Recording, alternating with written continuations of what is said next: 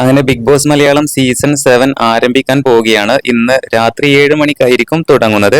എന്തായാലും ബിഗ് ബോസിനെ കുറിച്ചുള്ള ഒരുപാട് വാർത്തകളാണ് ഇപ്പോൾ വന്നുകൊണ്ടിരിക്കുന്നത്. ഒരുപാട് പ്രഡിക്ഷൻ ലിസ്റ്റുകൾ വരുന്നുണ്ട്, ഒരുപാട് കൺഫേംഡ് ലിസ്റ്റുകൾ വരുന്നുണ്ട്.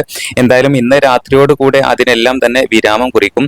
ബിഗ് ബോസ് മലയാളം സീസൺ 6ലെ ഏറ്റവും വലിയൊരു കണ്ടന്റ് മേക്കർ എന്ന് പറയുന്നത് ജാസ്മിൻ ജാഫർ ആയിരുന്നു. എല്ലാവർക്കും അറിയാവുന്നതാണ്.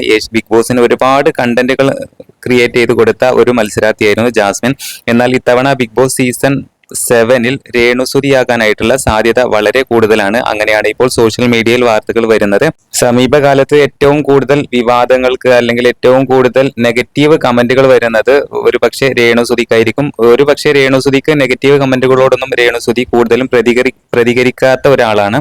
എന്തായാലും ബിഗ് ബോസ് മലയാളം സീസൺ 7ൽ രേണുസുതിയെ നമുക്ക് പ്രതീക്ഷിക്കാവുന്നതാണ്. അങ്ങനെ ഇന്ന് രാത്രി 7 മണിയോടുകൂടെ ബിഗ് ബോസ് മലയാളം സീസൺ 7ന്റെ ഗ്രാൻഡ് ലോഞ്ച് ആരംഭിക്കുന്നതാണ്. പുതിയ അപ്ഡേറ്റുകൾക്കായി ചാനൽ സബ്സ്ക്രൈബ് ചെയ്യൂ.